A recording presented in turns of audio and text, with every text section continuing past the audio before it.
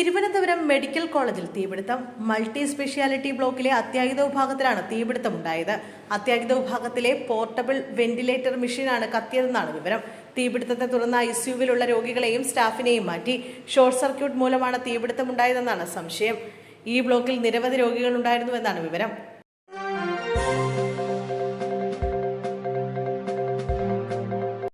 Advocate Noble മാത്യുവിനെ BJPയുടെ പ്രാഥമിക അംഗത്വത്തിൽ നിന്ന് suspend ചെയ്തു. സംഘടനാ വിരുദ്ധ പ്രവർത്തനം ചൂണ്ടിക്കാട്ടി BJP സംസ്ഥാന അധ്യക്ഷൻ രാജീവ് ചന്ദ്രശേഖറിന്റേതാണ് നടപടി. ന്യൂനപക്ഷ മോർച്ച ദേശീയ ഉപാധ്യക്ഷൻ കൂടിയാണ് നോബിൾ മാത്യു. കാഞ്ഞിരപ്പള്ളിയിൽ കേന്ദ്രമന്ത്രി ജോർജ് കുര്യനെ സ്ഥാനാർത്ഥിയാക്കിയതിനെതിരെ നോബിൾ മാത്യു കഴിഞ്ഞ ദിവസം പരസ്യമായി രംഗത്തെത്തിയിരുന്നു. ഇതിന് പിന്നാലെയാണ് നടപടി. പാർട്ടിക്ക് വേണ്ടി കഷ്ടപ്പെടുന്നവരെയും വെള്ളം കോരുന്നവരെയും വിറക് വെട്ടുന്നവരെയും പുറത്തു നിർത്തിയുള്ള രാഷ്ട്രീയ നീക്കമാണ് നടക്കുന്നതെന്നായിരുന്നു നോബിൾ മാത്യു ആരോപിച്ചത്.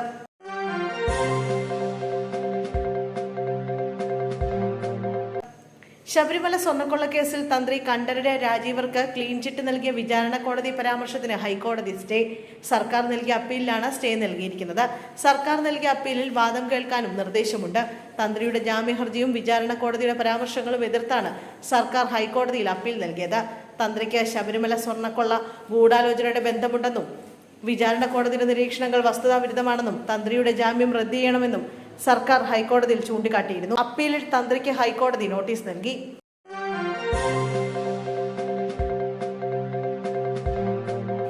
പാലക്കാട് വടക്കഞ്ചേരിയിൽ വയോധികന് സൂര്യാഘാതമേറ്റു. ഇന്നലെ ഉച്ചയ്ക്കായിരുന്നു സംഭവം. കിഴക്കഞ്ചേരി വാൽക്കുമ്പിളിൽ പാറച്ചാട്ടം ചേരികൾ സ്വദേശിയായ ഗംഗാധരനാണ് സൂര്യാഘാതമേറ്റത്. ഉച്ചയ്ക്ക് വടക്കഞ്ചേരിയിൽ നിന്ന് വാൽക്കുമ്പിളിലേക്ക് സ്കൂട്ടർ യാത്ര ചെയ്യുന്നതിനിടെയാണ് വയോധികന് സൂര്യാഘാതമേറ്റത്. ശക്തമായ ചൂടിൽ യാത്ര ചെയ്യുന്നതിനിടെ കഴുത്തിൽ വൃത്താകൃതിയിൽ പൊള്ളല് പോലെ പാടുകൾ രൂപപ്പെടുകയായിരുന്നു. അസ്വസ്ഥത അനുഭവപ്പെട്ടതിനെ തുടർന്ന് വടക്കഞ്ചേരി സർക്കാർ ആശുപത്രിയിൽ ചികിത്സ തേടി.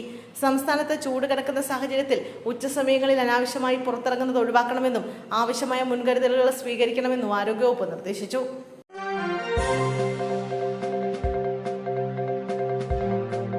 സ്ഥാനാർത്ഥി നിർണയ ചർച്ചകളുമായി ബന്ധപ്പെട്ട് ഹൈക്കമാൻഡ് ഡൽഹിയിലേക്ക് വിളിപ്പിച്ചെന്ന വാർത്തകൾ നിഷേധിച്ച കോൺഗ്രസ് നേതാവ് K. സുധാകരൻ, ഒരു ചർച്ചയുമില്ലപ്പ, ആരാ നിങ്ങളോട് ഇത് പറഞ്ഞത്? ഒരു ചർച്ചയ്ക്കും ആരും വിളിച്ചിട്ടുമില്ല. നമുക്ക് നിലയും വിലയും ഒന്നുമില്ല, അതുകൊണ്ട് ആരും വിളിച്ചിട്ടില്ല എന്നായിരുന്നു K. സുധാകരൻ പ്രതികരിച്ചത്.